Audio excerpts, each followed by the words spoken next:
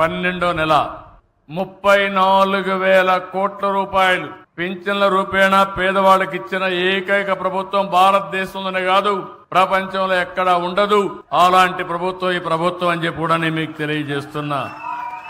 మనం చరిత్ర కూడా గుర్తుపెట్టుకోవాలి. పేదవాడి కోసం పింఛను పెట్టింది నందమూరి తారక రామారావు గారు 30 రూపాయలు.